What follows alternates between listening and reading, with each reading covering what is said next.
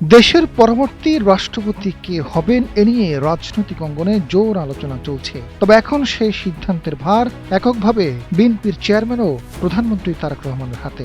পরবর্তী রাষ্ট্রপতি ইতিমধ্যে ঠিক করেছেন তারেক রহমান।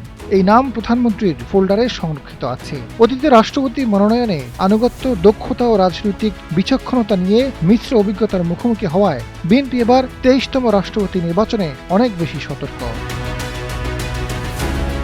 দলটির শীর্ষ নেতৃত্বের মতে রাষ্ট্রপতি শুধু আনুষ্ঠানিক পদ হলেও রাজনৈতিক সংকটের সময় এ পদটির গুরুত্ব বেড়ে যায়। বদরুদ্দোজা চৌধুরীকে রাষ্ট্রপতি করে বিএনপিকে বিব্রতকর পরিস্থিতির মুখোমুখি হতে হয়েছিল। অদক্ষতার কারণে ইয়াজউদ্দিন আহমেদ ব্যর্থ হয়েছিলেন। অতীতের তিক্ত অভিজ্ঞতা থেকে শিক্ষা নিয়ে এবার দলীয় আনুগত্যের পাশাপাশি দক্ষ, সাহসী, গ্রহণযোগ্য ও রাষ্ট্রনায়ক সুলভ ব্যক্তিকেই রাষ্ট্রপতি হিসেবে বেছে নিতে চায় বিএনপি। গত শনিবার রাতে রাজধানীর গুলশানে বিএনপির চেয়ারম্যানের রাজনৈতিক কার্যালয়ে বিএনপির সর্বোচ্চ নীতি নির্ধারণী ফোরাম জাতীয় স্থায়ী কমিটির বৈঠক অনুষ্ঠিত হয়েছে।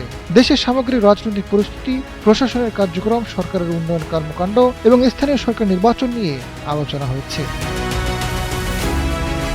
সবশেষে রাষ্ট্রপতি নির্বাচন নিয়ে আলোচনা করে স্থায়ী কমিটি সর্বসম্মতিক্রমে দলীয় প্রার্থী মনোনয়নের দায়িত্ব চেয়ারম্যানের উপর অর্পণ করে।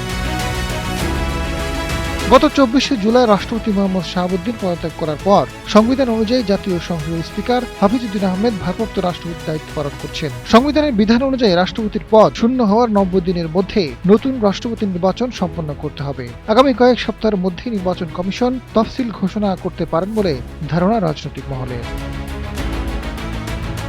আজাদ ফারুক, সময়ের আলো।